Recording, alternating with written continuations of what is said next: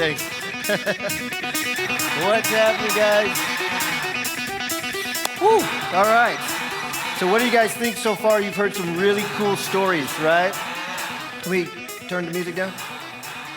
There's been some great stories. Have you guys kind of seen the connections in the stuff that we were talking about this morning in regard to like some associations, conditioning, how we conform, and then how we make decisions to change, right? Everybody that's come on this stage at some point in their life said, I have to change. I'm going to make a decision. I'm going to change my life.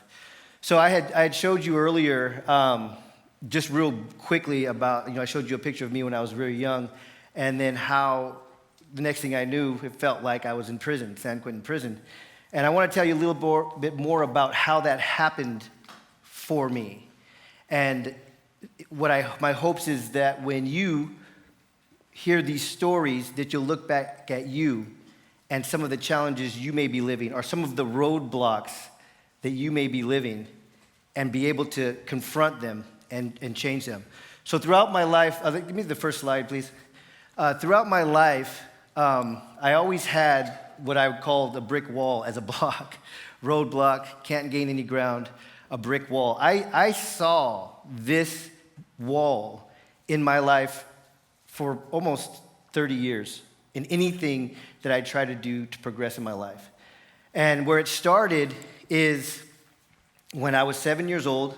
Up until I was 7 years old, I lived with my mother and my father and my siblings.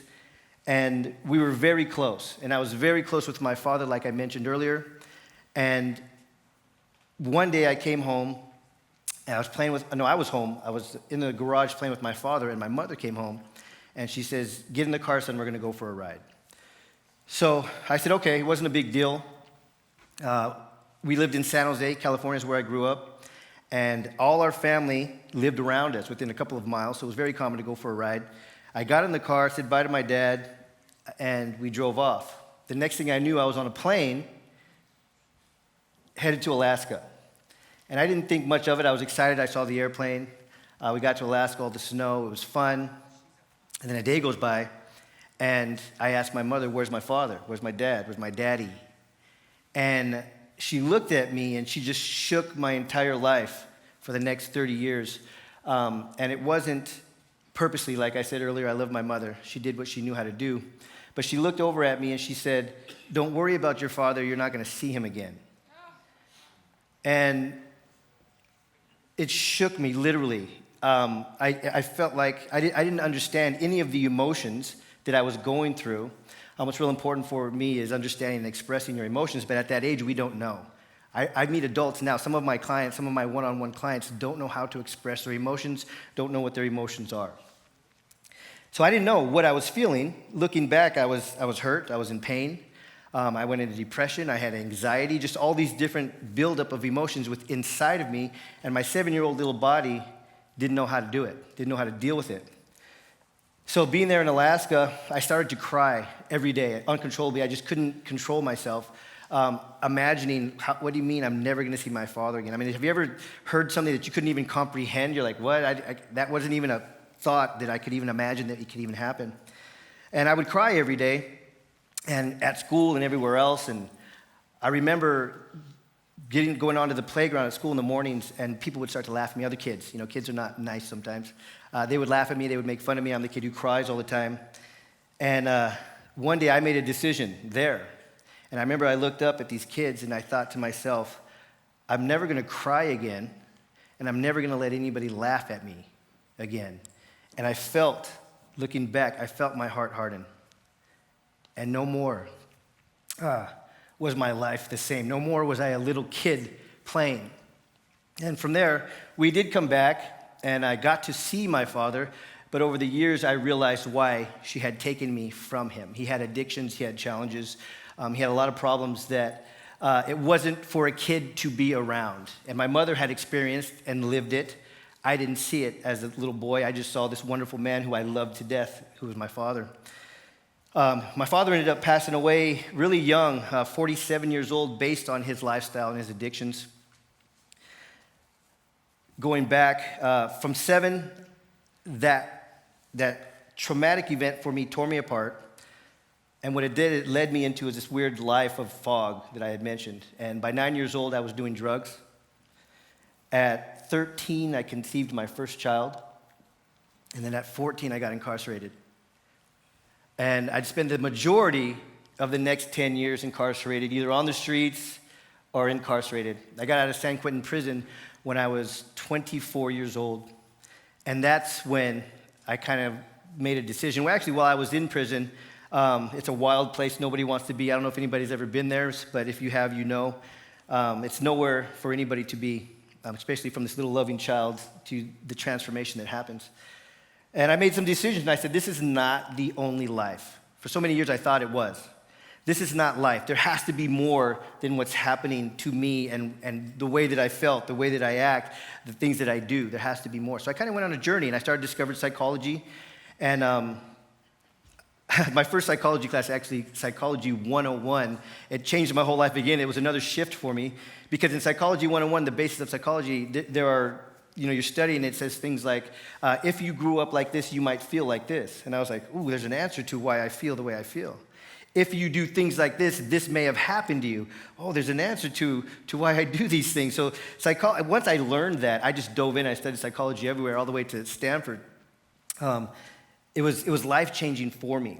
But still, I had this brick wall. I had this brick wall in any successes that I would start to have in my life. I would hit this wall, and I didn't know how to get around it. So I started seeing psychiatrists, seeing coaches and different things to try and heal, I think, is what came next.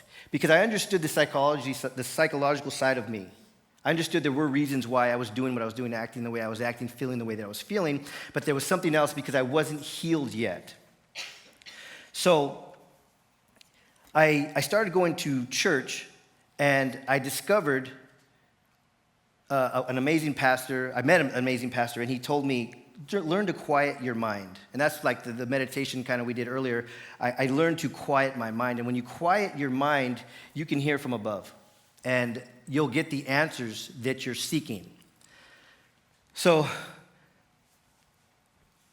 one day, I have a spiritual experience that completely changed my life. And can you bring up that brick wall again, please? So this is how I lived in anything that I did. And while I was seeing this psychiatrist, I saw some top-notch psychiatrists, and they would say, what is with the wall? They were trying to get it out of me. What is with this wall?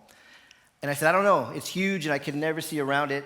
I said, as time went by throughout the years, it's almost like it got smaller, but it was still there, and I could see over it. And the psychiatrist asked me, well, what's on the other side of the wall? And it's almost like I could see it. And I would just look, and I'd go, I just sense freedom. I see a field, beautiful field. I see trees, and I just sense freedom there. And she gave me some metaphors. This is some of the stuff we do in coaching. She said, can you put a ladder on the wall, climb over the wall, and be free? And I said, I can picture the ladder, but I can't get over it. And then she said, well, can you put a door? Picture a door in that wall and walk to the door. And I said, I can picture the door, but I have no key. I can't get through it. I can't get past this wall. So with continued work and quieting my mind and being able to listen to self and from above, one day I had a spiritual experience. And it was as if I left my body, because where I was is the same as if I'm standing here right now. And I ended up, next slide, I ended up in the field. That field that I could see over the wall. I was standing there. And I looked and I was shocked. The wall was gone, but I couldn't move my feet. And I was excited. I couldn't move my feet. And I was like, oh, there's still something wrong. And I look over, and I see a little boy who's 7 years old. Next slide, please. That's me. And I look over. This is hard for me every time I tell this story. I look over, and I see me standing there, 7 years old, just like that, really calm, just like looking at me. And my first instinct was anger. And I looked at him, and I said, you're my wall? All these years, you've been holding me here from going forward? And he looked back at me, and none of this was verbal. I mean, it was me, so we're just like thinking, I guess. But he looks back at me, and he goes, I'm not holding you here. You're holding me here. And as soon as he said that, I'd realized that my entire life, all the streets, the prison, the masks, the depressions, the anxieties, I'd realized that I'd created that because I'd put this little boy aside. And that day back on the playground, when I hardened my heart and said, I'm never going to cry again, I'm never going to let anybody pick on me again, I created this alter ego. And I put this boy aside. And all these years that I was trying to get free and past this wall, it was him going, hey, man, I'm right here. Let's live. Let's be happy. Let's be joyful. So I look at him when he says that, and I just feel this wave of energy and understanding and love. And it's overwhelming. I can feel it while we're both standing in this field. And I kneel down because now I feel bad. And I kneel down and I start to hug him. And I start to just pour into him. And I don't even know where the words are coming from, but I'm saying, I love you. You are happiness. You are joy. I'm so sorry. You are light. You are joy. You're the light of the world. And I'm just pouring all this love and light into him. And I'm apologizing to him for holding him all those years. And then all of a sudden I start to call him son. And I'm holding him and saying, I love you, son. You're amazing, son. You're the light, son. And at the same time that I'm saying this to him, I'm thinking, this is not my son. This is me. And then everything shifts, and I feel my father, who had passed many years earlier, holding me, holding us. And now he's speaking to us. And he's saying, I love you, son. You're amazing, son. And he's pouring into us. And it was just life-changing and understanding and healing. That's the key in this, transparency, acceptance, and growth. It was healing. I had understood the science, the biological, the psychological, but this was the healing part, the spiritual part that we all need. And then everything shifted one more time from us three embracing and just loving each other and pouring to each other. We stood up, and it came from above. It was like an energy coming down, and it was God, and he was saying, I love you, son. You are my son. You are joy. You are light of the world. And he didn't say that to me, but he said it to us, to everybody. He's saying, you are the light. You don't need to live sad. You don't need to be depressed. You don't need to have anxiety. That's not what you're created to be. And right there, I knew that the life didn't happen to me. It happened for me. And I wouldn't have gained the wisdom that I had. I wouldn't have studied the psychology that I did. I wouldn't have gone so deep and learned all these things if that life hadn't happened for me. And that's why we're here. That's what Tag Talks is all about. That's why we're here today. So the next thing I realized, the little boy is in my hand. And I'm looking. And all the pain, all the sorrow, all the loneliness for all the years that was there, I took him and I put him into my heart. And I don't know what prompted me to, but I put him into my heart, and my heart softened again. And during those times is when you realize that it was even hardened. You know, we connect the dots by looking back. We can't look forward and go, what happens next? What happens next? We look back and we go, oh, I understand that now. So what has happened to us is very important in our lives. So I put him into my heart, and then he appears in front of me. And I look at him and I go, you're free. He was the one who needed that field. He was the one who needed to be free. And I said, you're free. You can go. And he looked at me and he started to walk into the field, and he hesitated and he stopped. And he kind of turned around and he looked at me. And I looked at him and I said, you're free. You can go. But then I also realized that that's me. The hesitation is not him. It's me. And I said, no. And to myself, I said, you're free. You can go. And the little boy ran into the field. And the freedom was there. And that's what I want for everybody.